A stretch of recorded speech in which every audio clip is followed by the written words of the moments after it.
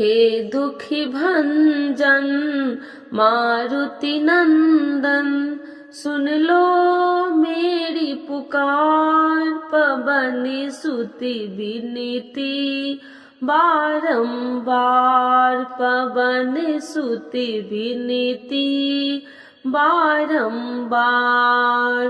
श्री हनुमान जी की जय। आज सुनेंगे मंगलवार व्रत कथा। एक बार नैमिषारण्य तीर्थ में 80,000 मुनि एकत्र होकर पुराणों के ज्ञाता श्री सूत जी से पूछने लगे, हे महामुने, आपने हमें अनेक पुराणों की कथाएं सुनाई है, अब कृपा करके हमें ऐसा व्रत कथा बताए जिसके करने से संतान की प्राप्ति हो तथा मनुष्य को रोग शोक अग्नि सर्व दुख आदि का भय दूर हो, क्योंकि कलयुग में सभी जीवों की आयु बहुत कम है।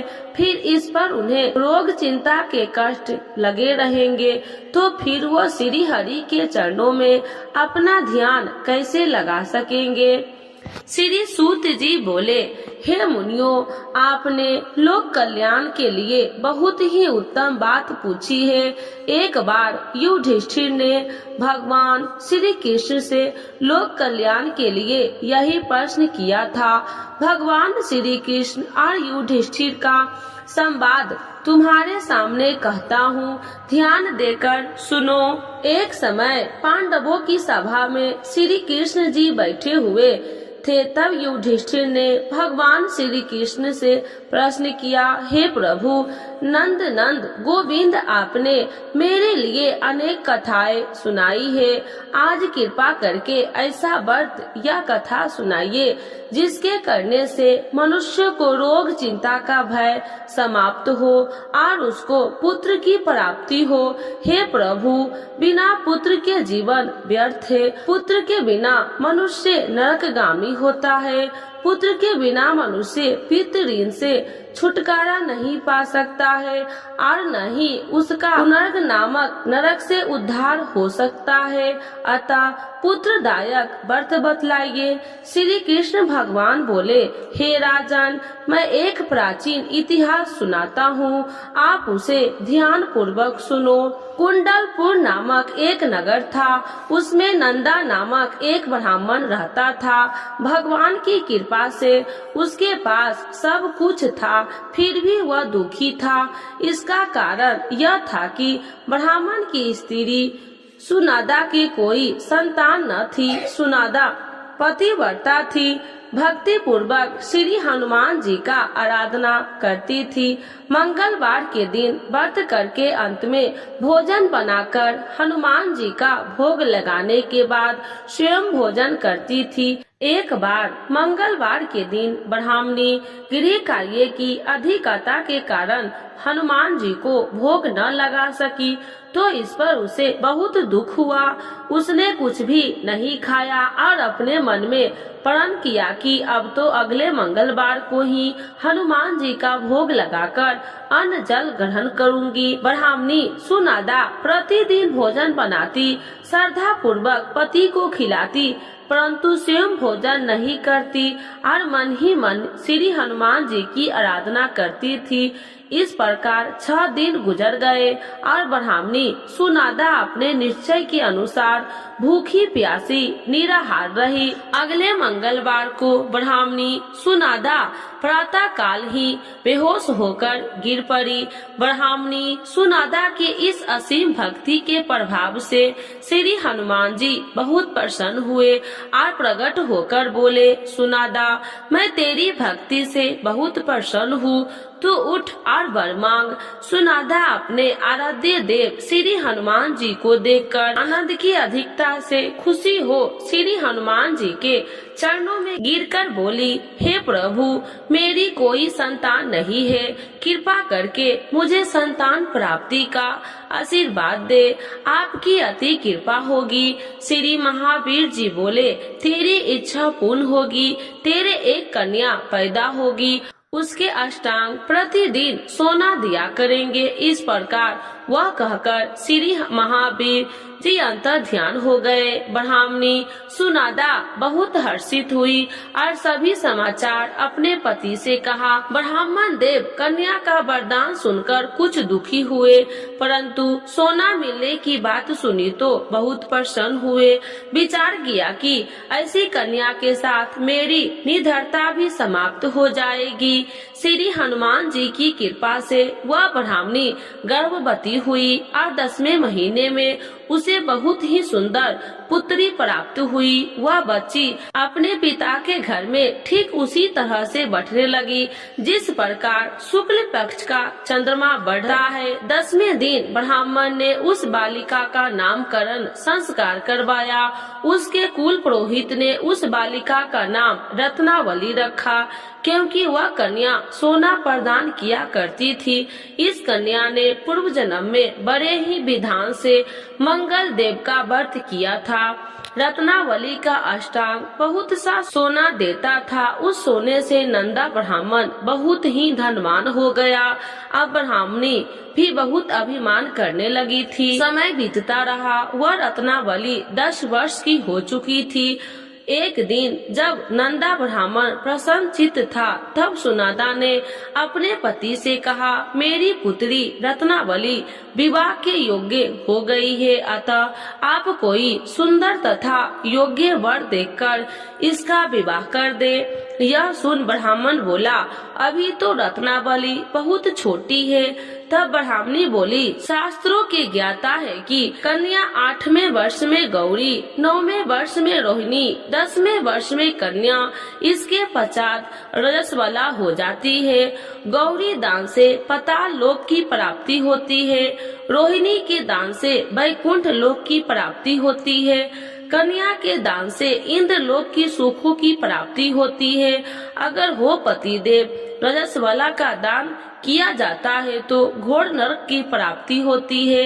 इस पर ब्राह्मण बोला, अभी तो रत्नावली मात्र 10 ही वर्ष की है और मैंने तो 16-16 साल की कन्याओं के विवाह कराए हैं, अभी जल्दी क्या है।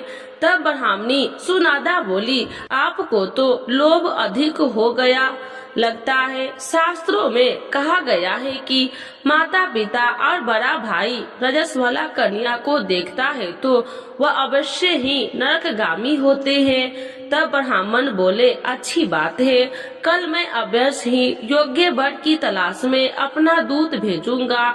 दूसरे दिन ब्राह्मण ने अपने दूत को बुलाया और आज्ञा दी कि जैसी सुंदर मेरी कन्या है वैसे ही सुंदर वर उसके लिए तलाश करो। दूत अपने स्वामी की आज्ञा पाकर निकल पड़ा। परमपरी नगर में उसके एक सुंदर लड़के को देखा। वह बालक एक ब्राह्मण परिवार का बहुत गुणवान पुत्र था। उसका नाम सोमेश्वर था। दूत ने उस सुंदर व गुणवान ब्राह्मण पुत्र के बारे में अपने स्वामी को पूर्ण विवरण दिया। ब्राह्मण नंद को भी सोमेश्वर अच्छा लगा और फिर शुभ मुहूर्त में विधि पूर्वक कन्या का दान करके ब्राह्मण ब्राह्मणी संतुष्ट हुए। परंतु ब्राह्मण के मन में तो लोभ समाया हुआ था। उसने कन्या दान तो कर दिया था, पर वह बहुत खित्र भी था। उसने विचार किया कि रत्नावली तो अब चली जाएगी और मुझे इससे जो सोना मिला था वह अब मिलेगा नहीं। मेरे पास जो धन था कुछ तो इसके विवाह में खर्च हो गए और जो शेष बचा है वह भी कुछ दिनों के पश्चात समाप्त हो जाएंगे। मैंने तो इसका विवाह करके बहुत बड़ी भूल कर दी है। अब कोई ऐसा उपाय हो तो रत्नावली मेरे घर में ही बनी रहे, अपनी ससुराल न जावे। लोभ रूपी राक्षस ब्राह्मण के मस्तिष्क पर छाता जा रहा था। रात भर अपनी शैया पर बेचैनी से करवटे बदलते बदलते उसने बहुत ही क्रूर निर्णय किया। उसने विचार किया कि जब रत्नावली को लेकर उसका पति रामेश्वर अपने घर के लिए जावेगा तो वह मार्ग में छिपकर रामेश्वर का वध कर देगा और अपनी लड़की को अपने घर ले आवेगा, जिसने नियमित रूप से उसे सोना भी मिलता रहेगा और समाज का कोई मनुष्य उसे दोष भी नहीं दे सकेगा। प्रातः काल हुआ तो नंदा और सुनंदा ने अपनी जमाई तथा लड़की को बहुत सारा धन देकर विदा किया। रामेश्वर अपनी पत्नी रत्नावली को लेकर ससुराल से अपने घर की तरफ चल दिया। ब्राह्मण नंदा महालोभ वशीभूत हो अपनी मति खो चुका था। पापे पुण्य उसे विचार न रहा था। अपने भयानक व क्रूर निर्णय को कार्य रूप देने के लिए उसने अपने दूत को मार्ग में अपने जमाई का वध करने के लिए भेज दिया, ताकि रत्नावली से प्राप्त होने वाला सोना उसे हमेशा मिलता रहे और वो कभी निर्धन न हो। ब्राह्मण के दूत ने अपने स्वामी की आज्ञा का पालन करते हुए उसके जमाई रामेश्वर का मार्ग में ही वध कर दिया। समाचार प्राप्त कर ब्राह्मण नंदा मार्ग में पहुंचा और रुदन करती हुई अपनी पुत्री रत्नावली से बोली, हे पुत्री, मार्ग में लुटेरे ने तेरे पति का वध कर दिया है। भगवान की इच्छा के आगे किसी का कोई बस नहीं चलता। अब तो घर चल, वहाँ पर ही रहकर शेष जीवन व्यतीत करना। जो भाग्य में लिखा हो वही होगा। अपने पति की अकाल मृत्यु से रत्नावली बहुत दुखी हुई। करुण क्रंदन व रुदन करते हुए अपने पिता से बोली, हे पिताजी, इस संसार में जिस स्त्री का पति नहीं है उसका जीना व्यर्थ है। मैं अपने पति के साथ ही अपने शरीर को जला दूंगी और सती होकर अपने इस जन्म को माता पिता के नाम को तथा सास ससुर के यश को सार्थक करूंगी। ब्राह्मण नंदा अपनी पुत्री रत्नावली के वचनों को सुनकर बहुत दुखी हुआ। विचार करने लगा, मैंने व्यर्थ ही जमाई वध का पाप अपने सिर पर लिया। रत्नावली तो उसके पीछे अपने प्राण तक देने को तैयार है। मेरा तो दोनों तरफ से मरण हो गया। धन तो अब मिलेगा नहीं। जमाई वध के पाप के फल स्वरूप यम यातना भी भुगतनी पड़ेगी। यह सोचकर बहुत दुखी खित्र हुआ। रामेश्वर की चिता बनाई गई। रत्नावली सती होने की इच्छा से अपने पति का सिर अपने गोद में रखकर चिता में बैठ गई। जैसे ही रामेश्वर की चिता को अग्नि लगाई गई, वैसे ही प्रसन्न हो मंगल देव वहाँ प्रकट हुए और बोले, हे रत्नावली, मैं तेरी पति भक्ति से बहुत प्रसन्न हूँ। तू वर मांग। रत्नावली ने अपने पति का जीवन दान मांगा। तब मंगल देव बोले, रत्नावली, तेरा पति अजर अमर है, यह महाविद्वान भी होगा। इसके अतिरिक्त तेरी जो इच्छा हो वर मांग।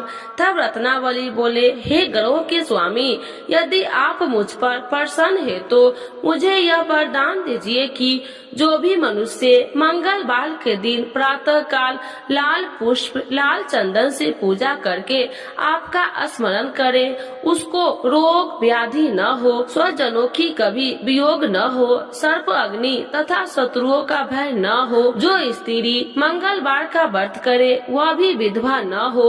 मंगल देव तथा अस्तु कहकर अंतर ध्यान हो गए। रामेश्वर मंगल देव की कृपा से जीवित हो उठा। रत्नावली अपने पति को पुनः प्राप्त कर बहुत प्रसन्न हुई और मंगल देव का व्रत प्रत्येक मंगलवार को करके व्रत राज और मंगल देव की कृपा से इस लोक में सुख ऐश्वर्य के भोगते हुए अंत में अपने पति के साथ स्वर्ग लोक गई।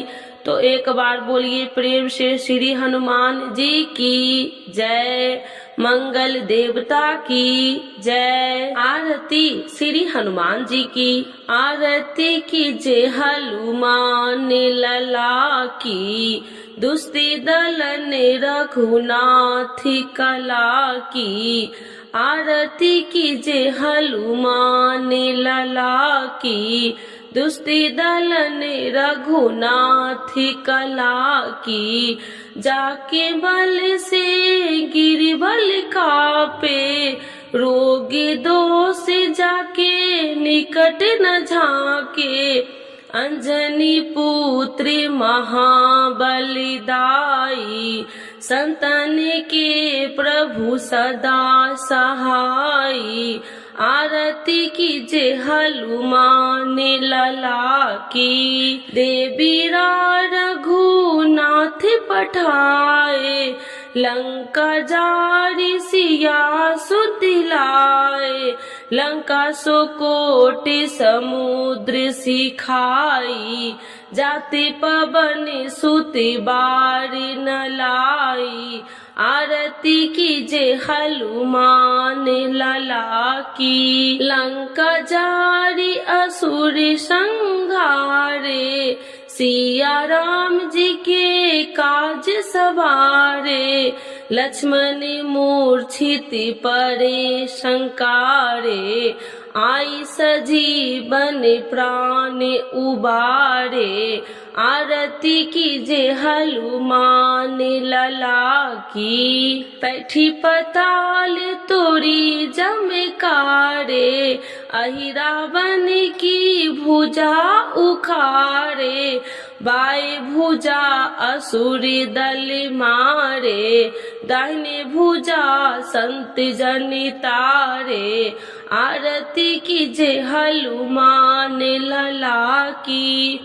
सुन नर मुनि आरती उतारे, जय जय जय हनुमान उचारे, कंचन थाल कपूर लो छाई, आरती करती अंजना माई, आरती कीजे हनुमान लला की।